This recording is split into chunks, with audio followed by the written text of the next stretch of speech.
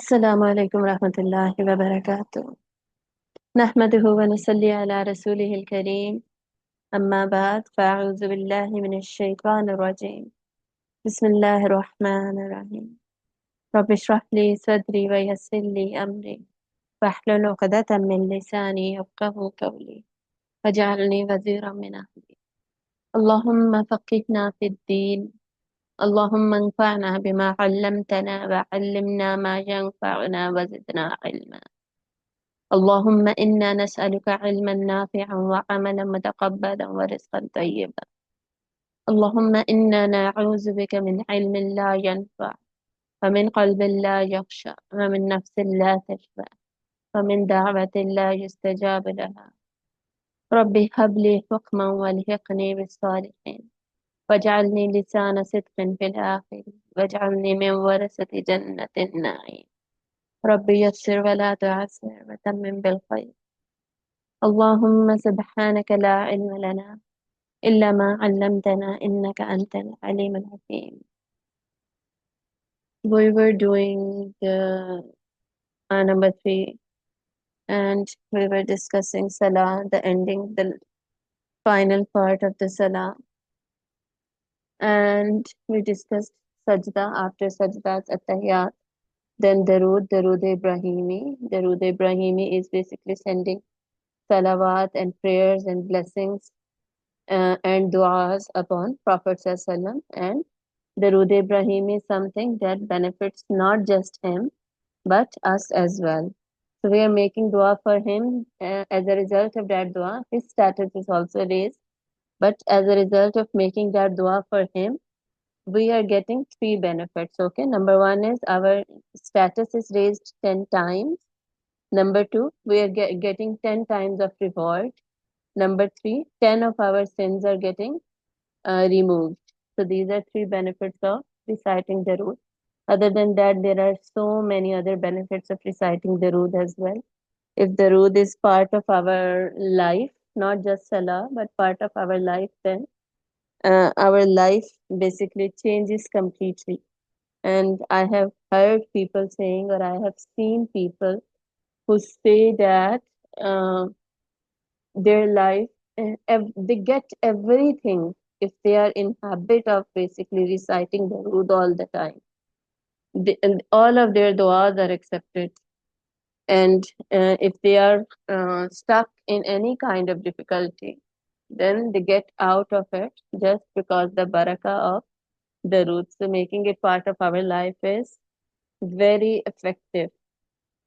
So after Darood Ibrahimi, we say du'as. We can recite any dua at this point in time. There are duas in the books, which some of duas are sunan duas, masnoon duas. Masnoon duas are the ones that Prophet ﷺ used to recite. Specifically at this point in time, after At-Tahiyat and Darood, there are duas that Prophet ﷺ used to recite at this time as well. So if you know that duas, you can ask them as well. But if you know any other dua, you can ask that as well. There is no fixed dua to be asked at this point in time.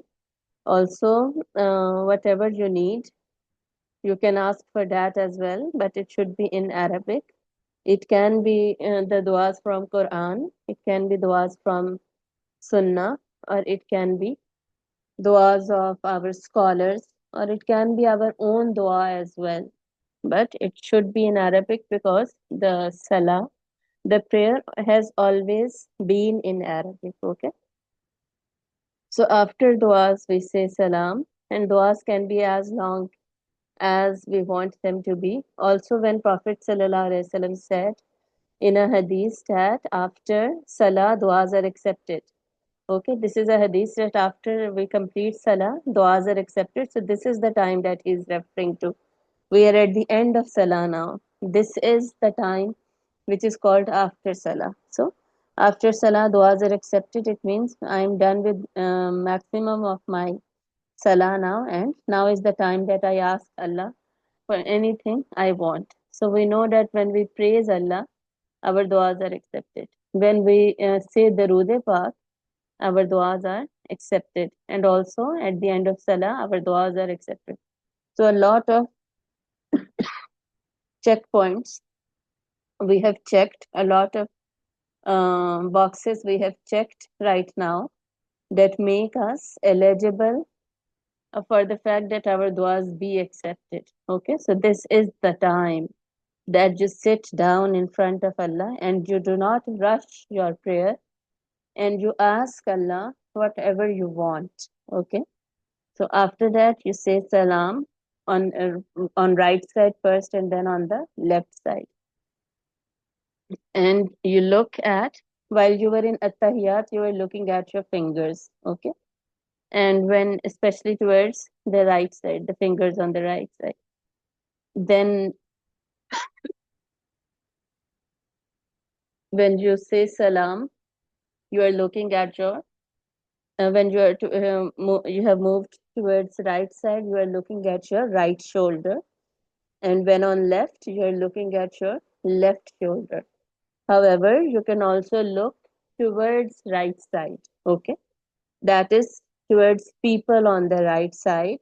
You can look straight towards right as well, or you can look at your shoulder. Both are correct and both are proven from Sunnah.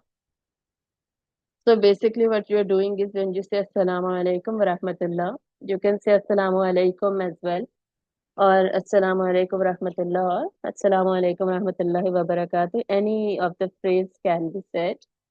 So when we say it, we are again making dua that may peace be upon you, alaikum, upon all of you. Assalamu alaikum wa rahmatullahi, and Allah's rahmat, Allah's mercy be upon you, wa barakatuhu, and His blessings be upon you. So basically, we are making a dua again. And that dua is for angels as well as for the people that are on our right side or our left side. Okay. So this is where we end our salah. And after salah, we make askar. You guys know it. So this is what it means when we say establish the salah, right? So it was for yuqimuna salata. The next phrase is third phrase in this third ayah, which is the third characteristic of Muttaqeen people. It is wa and mimma. Okay, mimma. What is mimma? Mimma is basically a combination of two words, min plus ma. Min, when combined with ma, the noon is removed.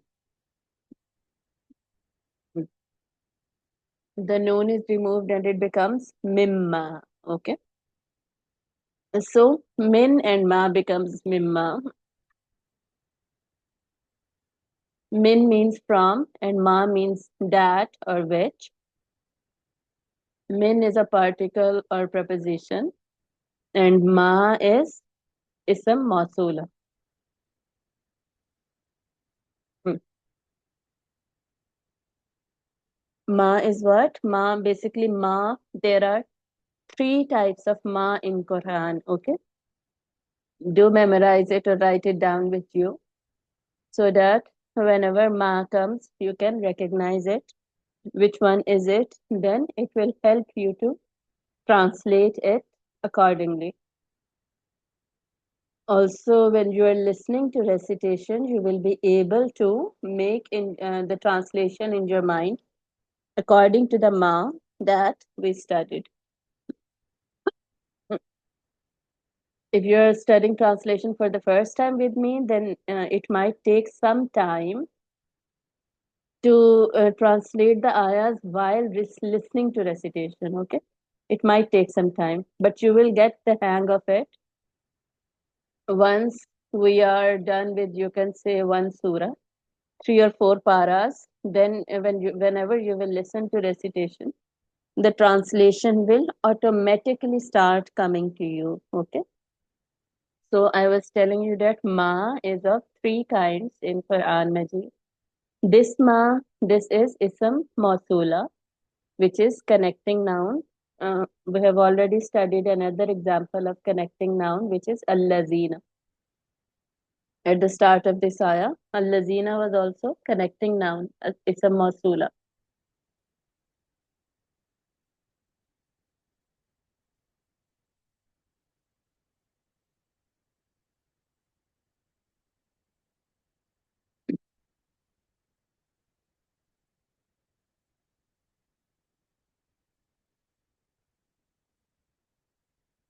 Okay, so, and it's a mawsula, as I told you guys, it is used to connect two sentences. What is being said earlier and what is being said after that, it is used to connect both. And it basically means the one who. Ma is used for singular as well as plural, those who or the one who. Allazina is, however, plural, and its singular is allazi.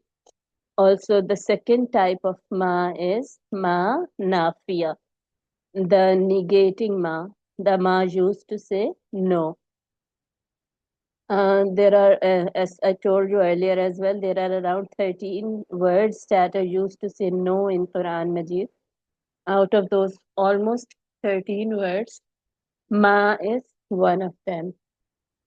So ma also means no. And then the third type of ma is ma savaliya, istifhamiya, the ma that is used to question. Okay, the question word ma.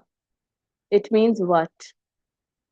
So how do we recognize in translation which ma is coming? How do we translate it? Basically, when we get hang of it or we get used to it, it doesn't seem to be as difficult. We just know from the context that which ma is used here and how we are supposed to translate it. Just like if I say the sun is very bright today, so none of you will understand it as I'm talking about my sons. I'm not saying that Abdul Hadi is very bright today. This is not that you will understand. This is not the translation that you will understand.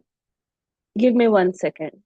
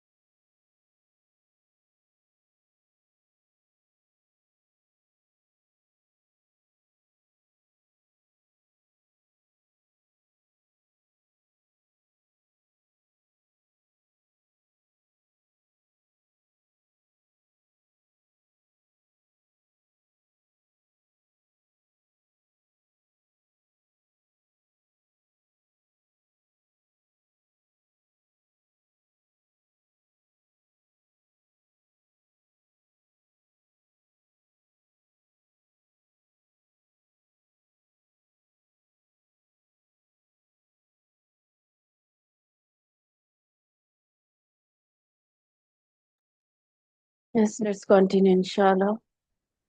So when I say the sun is bright, everyone knows that I'm talking about the sun in the sky. Why? Just because of the construction of the sentence or the context that I'm talking in, everybody understands it. So similarly, in Arabic, people understand because of the context which word is used, which of the ma is used, or when other synonyms come, we get to know in the same way. Not synonyms, synonyms are same meaning words, antonyms. Okay. So, wamin and ma, wamimma, razaqnahum. Razaq, it was originally razaqa. Razaqa is its singular first form of past tense. When we have to combine na with it, we will remove the zabar of qaf and give it jazm. So it is razaqna. Na means we, and it is past tense. So we provided hum them. We have provided them. Yunfiqun, they spend. Okay, yunfiqun from nafaka and it starts from ya. So yunfiqun, uh, they spend, and yunfiqun when starting from ya is basically fail mazari, the present and future tense. And waw noon at the end shows that it is plural. Just like yu'minuna, yuqimuna, yunfiquna. All of these are plural. Its singulars are yu'minu and yuqimu and yunfiqu, ending at pesh. That is its singular. And its tasniya or dual is yu'minani, yuqimani, yunfiqani. And then plural is yu'minuna, yuqimuna, yunfiquna. So, وَمِمَّا رَزَقْنَاهُمْ يُنْفِقُونَ. And from that which we provided them, they spent. This is the third quality of Muttaqeen people, that whatever Allah has provided them, they spend from it. So, before coming to the spending part, let me first highlight a very important fact that is mentioned in this ayah, which is that Allah has attributed provision or risk or sustenance to Himself. Okay. It means that whatever I own, for instance, my wealth or my money, my property, my clothes, shoes, or any other asset, or my job, my skill set, my abilities, or any of my quality, or even my kids, my parents, my siblings, etc., etc. And the list goes on basically. So all of these are a provision from Allah. They are provided by Allah. This particular word in this ayah, razaqnahum.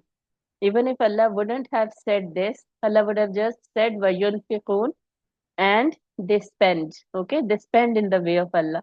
Yunfiqun means spending in the way of Allah, right? So even if Allah would have said wayunfiqun and they spend in the way of Allah, even then it made sense.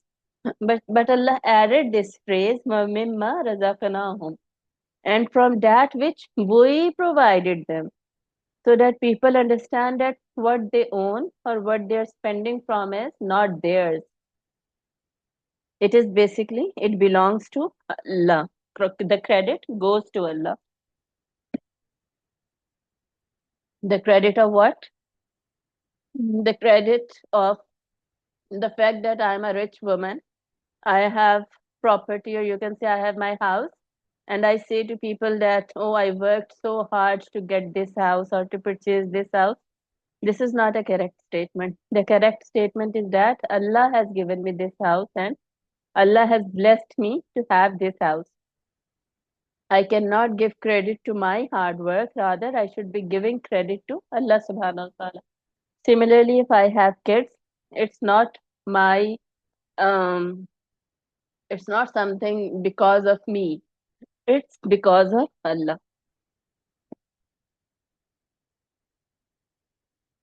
So, mhm, neither did I earn them nor did I deserve them basically. Rather, it is pure blessing of Allah that I have all of this. So I cannot attribute my job to my hard work. Rather, it should be attributed to Allah alone. And everything I have is amana of Allah. So everything is provided by Allah, and also everything is amana of Allah. Okay, Allah has trusted it with me. Original owner is who? Who is the original owner of everything that I have? It is Allah. Who am I? I am just the trustee over it. He has made me a mean over it, and I am not the owner. So I'm just supposed to take care of these blessings and utilize them in best possible way, and take care of their rights and responsibilities. Like if I have my kids, then I am responsible to fulfill their rights, and Allah will ask me about them. Why? Because Allah has trusted me with them. Similarly, if I have a laptop, so I have a responsibility to use it in a right way, to not use it in doing anything wrong. This is the right of the laptop that Allah has given me. And Allah will in return also ask me about it. Why? Because Allah has trusted me with it. So whether you take example of living things or you take example of any of your um, things that you have, any of your things that are around you, the ruling for the rule, this particular rule for everything is same, that razaqnahum, Allah has provided it to us basically. So what we're doing here is we're shifting our mindset, we're changing our mindset from being owner to being a trustee. Why are we doing it? Because then it becomes easy to return everything to Allah or utilize everything in His way when the call comes. Otherwise, what would I say? If there is a needy person on my door and they're asking for some money, I would say, no, it's my money and I don't want to give it because I have my own needs to fulfill. So I'm not giving it. So this is not what Allah wants us to say. Why? Because it's not my money. Allah is saying that it's my money. Why are you saying no? Okay. So this particular idea or perspective changes the lens through which we were looking at things. Okay. Similar is the case of our own kids. I do, uh, they are mine, my kids are mine, but I'm not the owner. Allah is the owner of my kids. So if Allah takes them back, then they were amana of Allah with me. So I'll be happily giving it back to Allah and I'll show great gratitude to Him. I'll thank Him and I'll say Alhamdulillah. Why? Though I was attached to them or anything, our kids are, very important to us. But still, if we have this in mind that they actually were belonging to Allah, not me, then it becomes easy for us to return those things to Allah. That is why we say, whenever we lose anything, not just people, we lose anything, we say, Inna lillahi. We belonged to Allah. Wa inna ilayhi raji'un. And towards Him we all return. We give ourselves reminder that we belonged to Allah at first place. So if we already have this idea in our mind and we see everything from this perspective, then giving in the way of Allah becomes easy.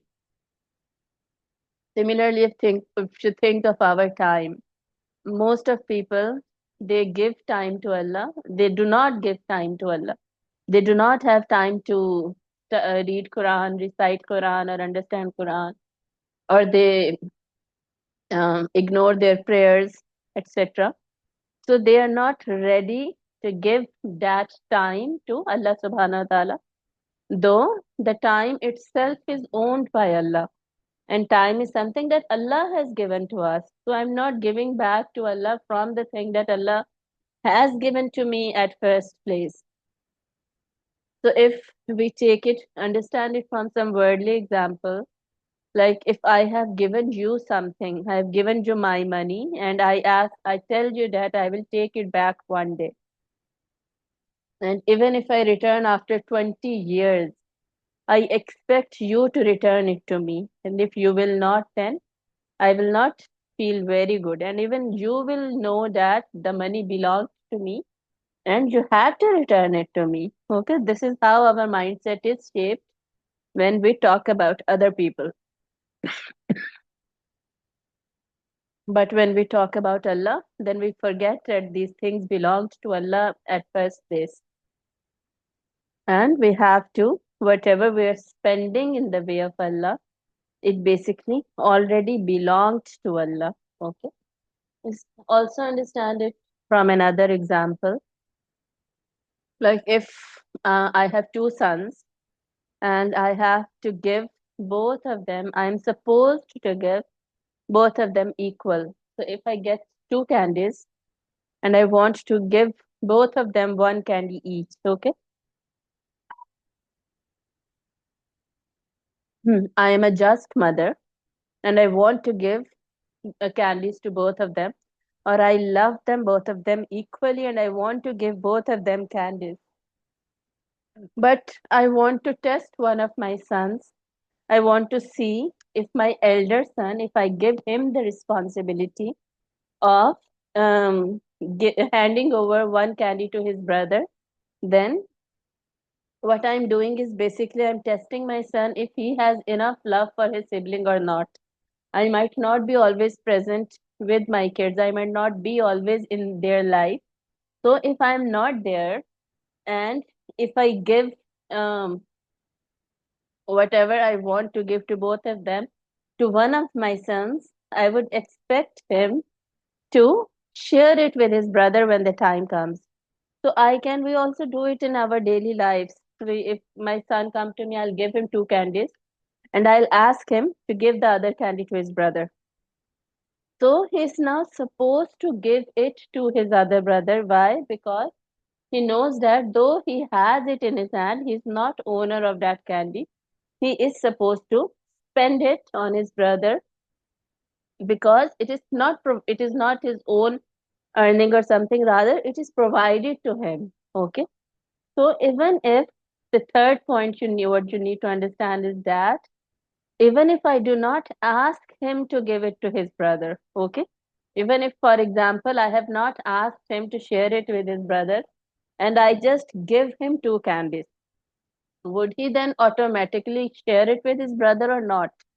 Yes, he should, and he would. Why? Because he has already learned with time that if I am getting more than what I am supposed to, then I am supposed to share it with other people. Okay, even if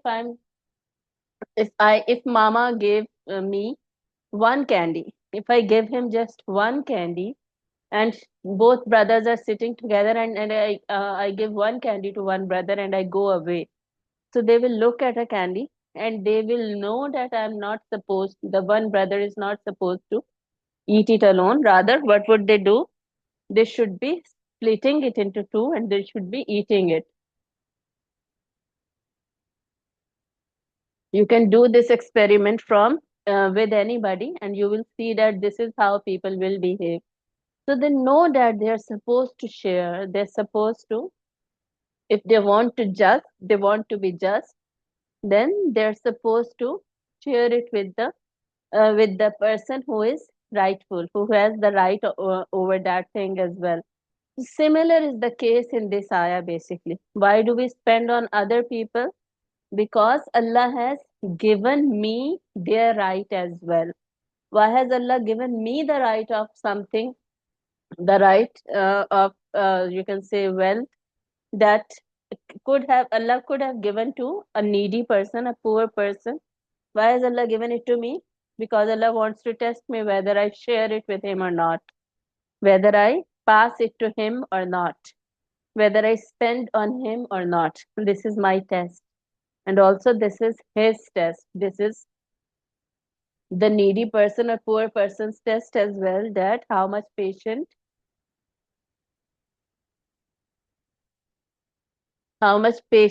he is. Okay.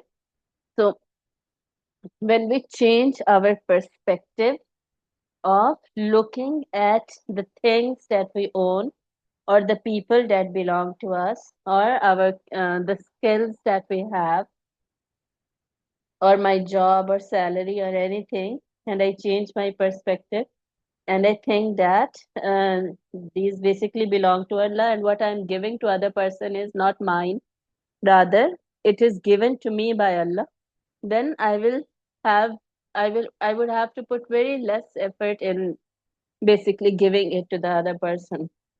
It will not hurt me, it will not make me feel bad, and I will not give it second thought while spending it on the other person. So this is basically how it is and how we should be thinking about it.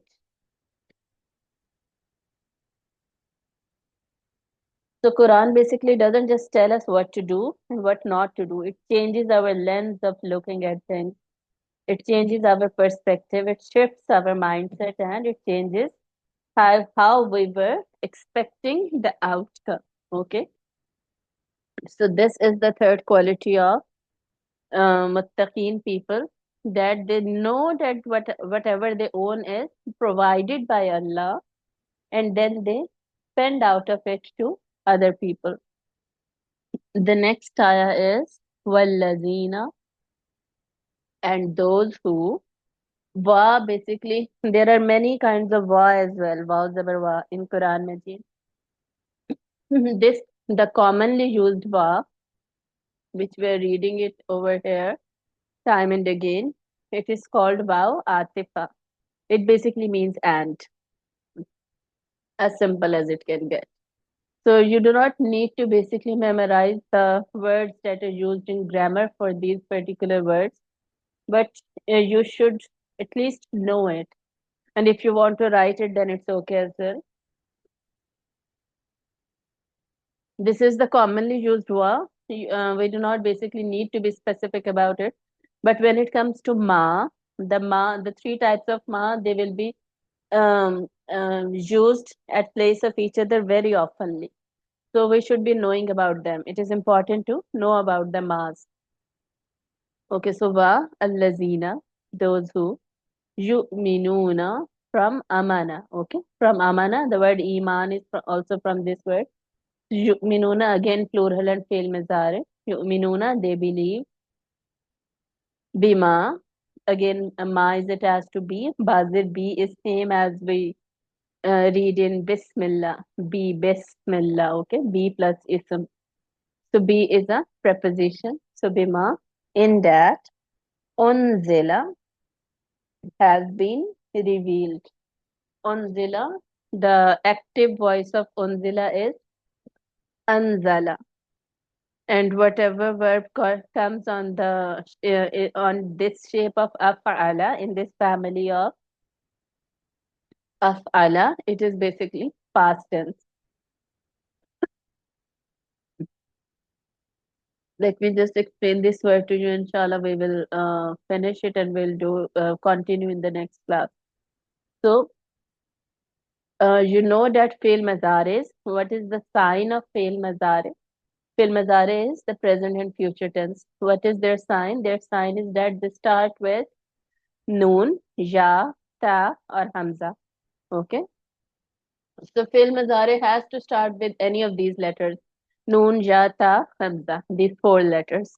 But it also has to end at pesh. Okay, the fail mazare, it has to end at pesh. So just like we say yuqimu or yu'minu, or the other words in this ayah, yunfiqu, if it would have been unzilu, okay, the pesh over lam, then it would have been fail mazare. But as we see that it is not ending at pesh, then it is not mazare, it is mazi. Though it is starting with hamza. Okay, though it is starting with hamza, but it is not ending at pesh. So it is mazi and not mazare, because one of the families of mazi is af'ala, starting with hamza and has four letters in it.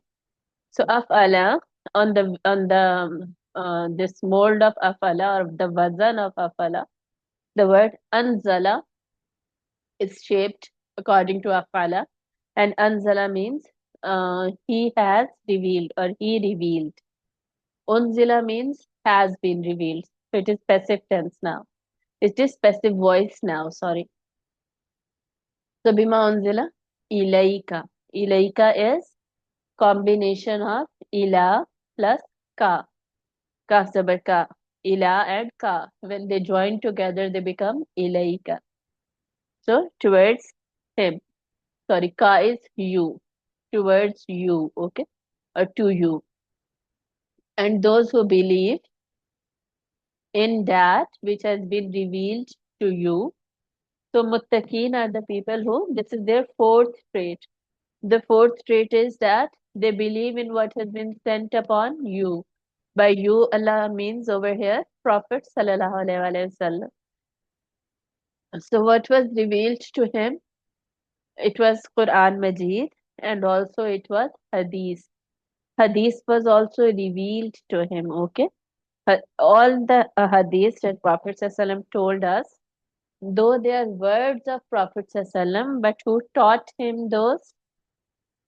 Allah taught those words to him. Okay, Allah taught Hazrat Ibrahim alayhi salam, and Jibreel alayhi salam taught him all of the hadith as well whenever he said them.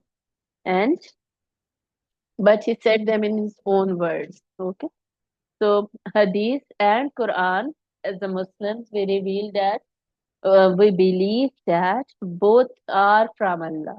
Okay, so this is what was revealed upon Prophet sallam, and the phrase continues to. Okay, the time is ending. Let's inshallah end the class and we will continue next uh, Thursday, Friday inshallah. وآخر دعوانا أن الحمد لله رب العالمين سبحانك اللهم وبحمدك نشهد أن لا إله إلا أنت نستغفرك ونتوب إليك.